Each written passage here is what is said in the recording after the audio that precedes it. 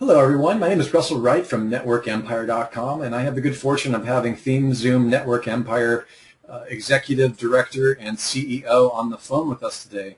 And that's great because I am not able to get here a lot these days because she's working full throttle with Matt DeCruz on Domain Web Studio. Sue Bell, thank you so much for showing up for this interview on this topic. Thanks for having me, Russell. This is a topic that I'm very passionate about. And that's why I called. because today we're actually talking about too much SEO. Now, this is an article that you sent me. I've got a lot of students who are following my content curation methods with subject matter experts, because not everybody who is taking our curation course are experts themselves. And when it comes to the topic of SEO, you're definitely our company expert, and specifically when it comes to data, optimization, and the rest. So this is an article that you sent me a few weeks back that took us this long to get to. And it was an article on too much SEO. Google is working on an over-optimization penalty for that. Just, off the cuff, what's going through your head with this? Why did you send me this, and why are you so passionate about this article? I had several of our members ping me one or more versions of this article and ask me for my feedback and whether or not it was going to change ThemeZoom's stance in the marketplace. Right. And I thought that was a fascinating question. No, that's good. That's good. It's a great question because, I mean, well, let's just talk about it. Like SEO, like what the heck is SEO, right?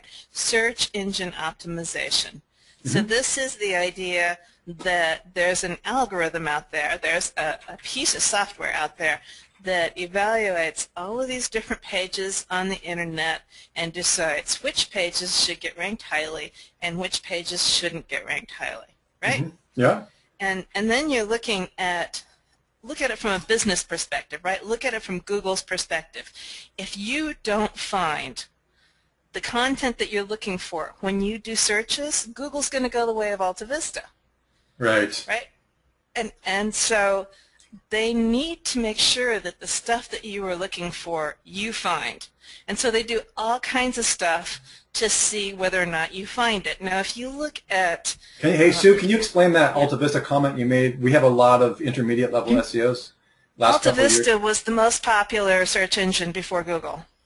Okay, good. And they went down. Yeah, right? It became Yahoo, and then Yahoo got absorbed by Bing, and is now completely and entirely defunct. Right, gotcha. Okay, good. Continue. Yeah. So, Hey, hang on. Hey, Sue. Sue, hang on for a second. For everyone on this line, and I know that we have thousands of visitors that come to our site. Just want to make sure that I introduce Sue Bell, and I forgot. I think maybe that was that pause there. Sue Bell is the CEO of ThemeZoom and Network Empire and Semantic Revolution and a bunch of other companies that I hesitate to name here. She's got way too much on her plate and wouldn't want it any other way. But the company that I'm focused on right now with her is essentially Network Empire.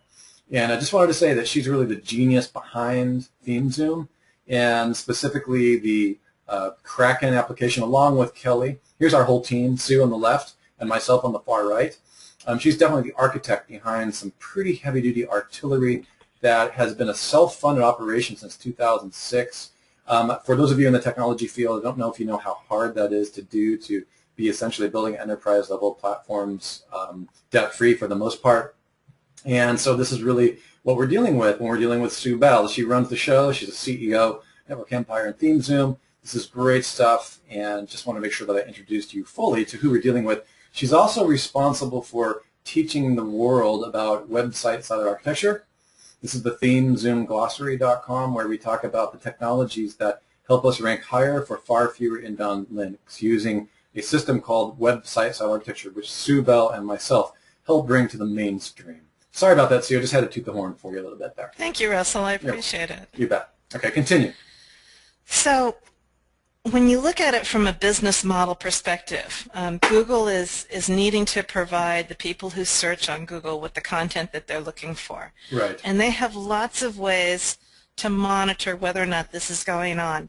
They look, when you click on an item on the SERPs page, they monitor how fast you come back to the SERPs page. Right. So in other words, if you click on a site and you click back off of that site, really fast and back onto the SERPs page, that means you didn't find what you were looking for. And right. So then they look at that over a lot of people, right? And if a lot of people click on your website and they click back off of it, they go, hey, wow, at least for this particular keyword, this is not a relevant page to be displaying. And so it gets downgraded on the SERPs page, right. The second page, third page, 80th page.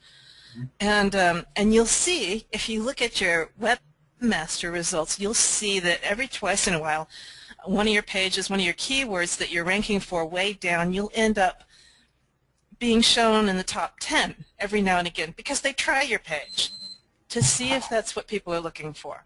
Right. So obviously what people have done over the years, because we're talking in excess of 10 years now that Google's been around, what people have tried to do is back engineer what Google considers, quote, a quality page, or what Google's looking for in order to rank you for a particular keyword, and then do what's called search engine optimization so that you optimize your page to meet that criteria so that they rank you highly on the search engine. Of course, right. Well, since it's an algorithm, since it's just a piece of logic, it's, certain steps, it's looking for particular things, all you have to do is punch your card along all those places and you'll get ranked. So if your site is not what people are looking for and you get ranked, then Google is in a world of hurt because it's not what people are looking for. So what they're constantly doing is updating their algorithms to try to find new and better ways to rate search engines. And what they've realized all along, but haven't been able to do too much about, is that some of the best content is least optimized. Right? It's written by... Yeah, let's just pause there for a second, because that's huge. Because obviously I'm sorry, go ahead, I didn't mean to interrupt. Yeah, so you've got people who don't know anything about search engine optimization. They don't know anything about on-page factors. They don't know anything about off-page factors. They don't know the list that SEOs put out in order that they tell people what to do in order to get their websites ranked. They're just out there, experts in their own field, writing good content. What? So what this change is talking about is trying to find those people who don't know how to optimize their sites and get some of those pages ranked higher. Right? So what this is going to mean, like the interesting thing about this is what it's going to mean is that they simply shift the algorithm. Right. Right? It's not like they're going to do away with the algorithm. It's not like they're going to take their software code and chuck it out the window, because they still have to have a parameter by which they now define unoptimized. Sure. Right? So now everybody's going to run back to their test machines, and they're going to throw up new websites, and they're going to try and back engineer what the latest algorithms are, and they'll simply come out with a new definition of SEO. Interesting. Right, so the idea, what Nat Cut's first statement in this paragraph that we were looking at, that over there on the on Rob Snell's blog, is Matt wants to make it so that people don't have to do SEO. This one? But yeah. Okay, tell me a little about that. A lot of our audience doesn't really understand what you're saying. So, what do you mean? What's going on here in this article? Okay, so this is actually the transcription of the audio that was in the last post. Go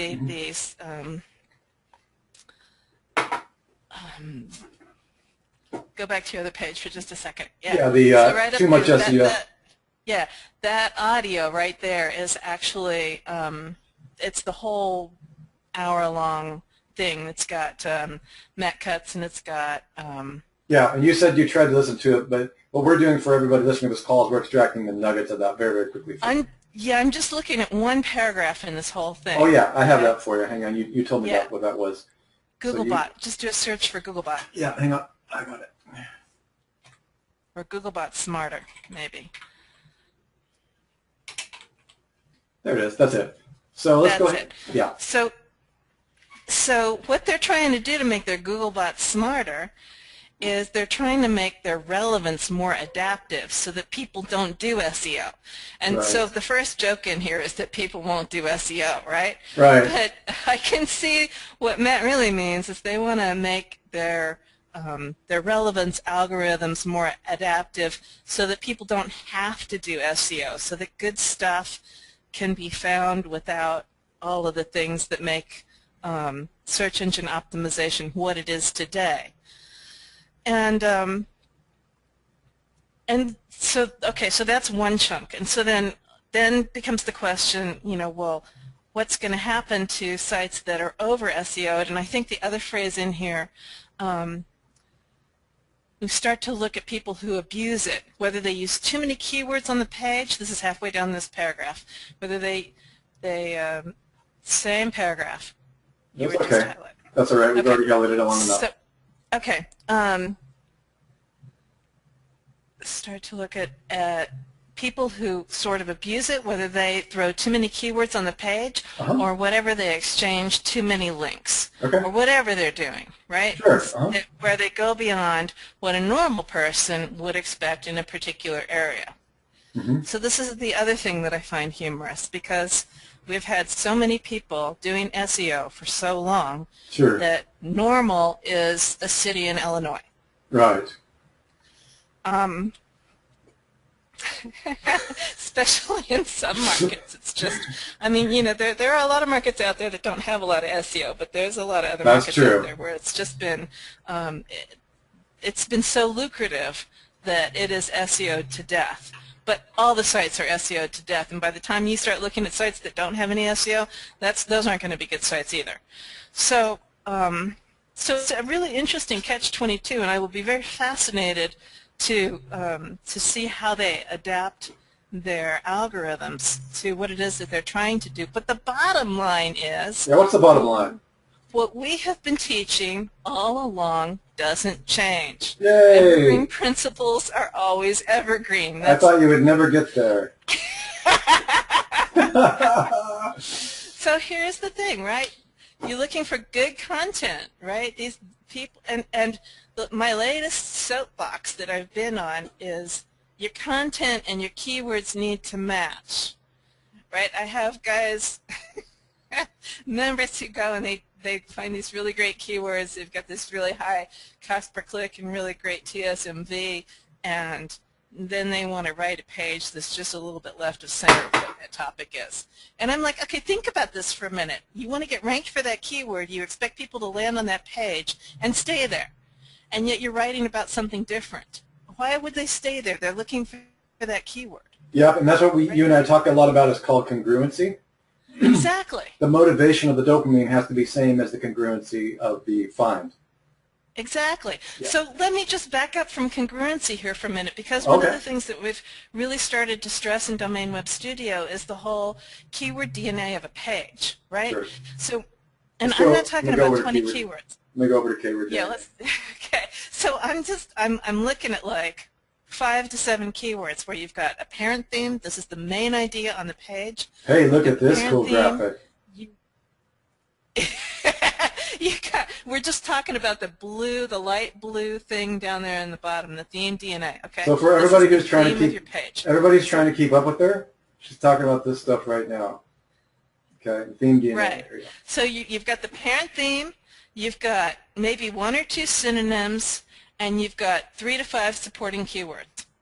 Right? Yeah. So that's like a maximum of about 7 keywords. And the idea behind these 7 keywords is that these 7 keywords should tell a story, and that's the story of what this page is going to be about, right? All of these keywords should relate to each other. Right. The parent theme and the synonyms should be, according to your USP, according to your business model, they should be interchangeable ideas, although not necessarily a thesaurus-type synonym, but they should have a similar or same meaning within your particular context. Gotcha. And then you want a few more supporting keywords that just flesh that idea out a little bit. Right. And the idea is that with Domain Web Studio, you're going to have inbound links to this page that are going to have all of those keywords as anchor text.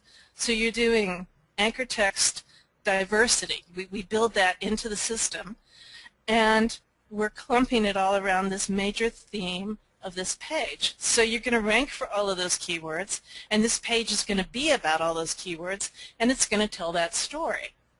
Absolutely. Now you're going to rank for other words that are on that page just because they're also related, and because that's what Google does. They just talked about how adaptive their algorithm was, right? Yep. So they're going to look at those and say, hey, wow, there's semantic relevance between these keywords and these keywords over here, and so we're going to bundle all of them into the mix, and so then you get tossed to the front page quicker and more frequently for those related keywords, and see if you stick, right? And if people find you and they find what they're looking for, then you'll stick for more of those keywords. So it's never been more important to have quality articles, which is what you teach, the PAM stuff, which is just, you know, the articles with the videos and everything. Man, it just makes the page ultra sticky. It does, yeah, because it's also congruent, but it's also SEO.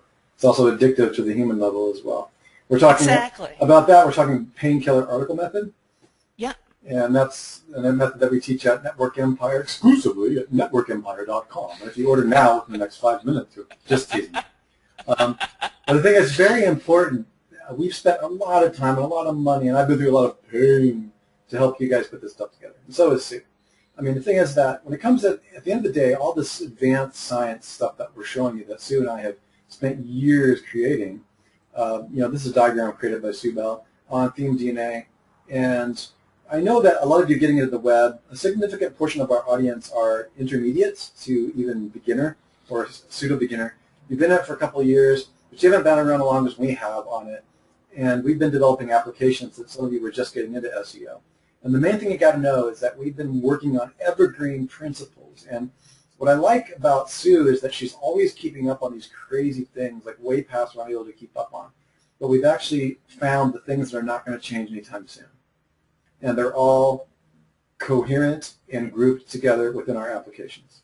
And so what we actually do is, you know, shameless pitch, is obviously our applications are designed to help you extract the best keywords that have the most semantic relationship using Google's own back-engineered algorithms, having a lot to do with relationships. Whereas one certification student talked to me about today, he goes, oh, wow, when I was using the last keyword tool, which is one of our softwares, I suddenly realized that the LSI and co-occurrence algorithm in that tool weren't related to anybody else because none of the other tools on the market do anything with this stuff, that it was 100% relative.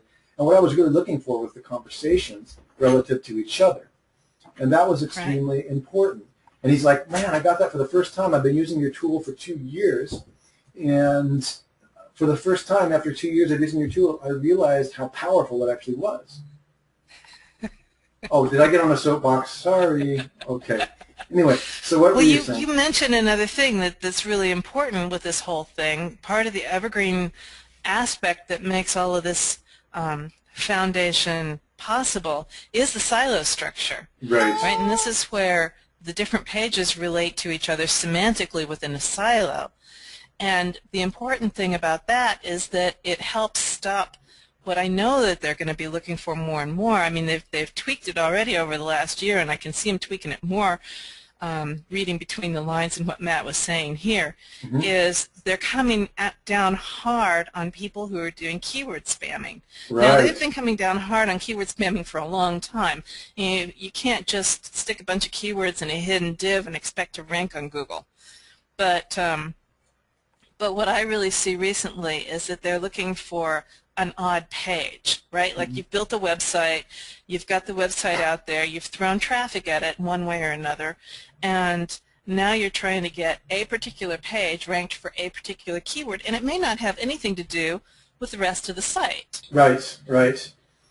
And, I mean, they've been coming down hard on that in AdWords. Your quality score goes way down if you don't have thematically related pages. Your website score has been going down if you don't have thematically related pages.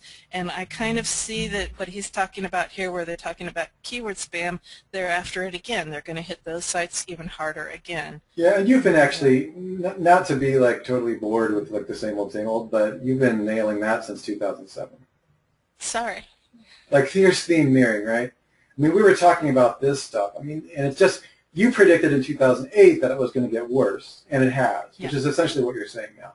Yeah. What this really means is the clustered context of the whole site, including any little anomalous page that just has, it's going to be almost artificially intelligent. I mean, you're going to be able to know, I mean, Google's at a point now when you combine the social behavior with the relevance, with the theme clustering and mirroring, whether a page is just totally put there to essentially optimize the site and for no other reason. Right. And if a page is there just to optimize the site and for no other reason, it's like toast. Is that what I hear you saying? Yeah, if you've got, if you have a PageRank 7 site and you think you can stick a keyword-rich page on it and get it ranked just because of the PageRank already on the site, I think you're going to find yourself sorely mistaken. I mean, not to say that Wikipedia won't still have pages with no inbound links ranking well, but Wikipedia is a special site. Well, they're special, but they've got the massive architecture to back it up because they have relevance at a very micro. Exactly. You know, honestly, a lot of this sounds like stuff that you invented in 2006. Well, there isn't too much new under the sun. No. That's all and that's what I want. say. That's really my job as a marketer right now in this environment, is to make sure that people really, my job is to drudge that stuff up that we did almost 5 years ago that's still the same, because we have 100 people a day contact us about the newest thing. And what I find really interesting is that, I think, what was the quote, Sue? The more things change, the more they stay the same. That's exactly the right quote.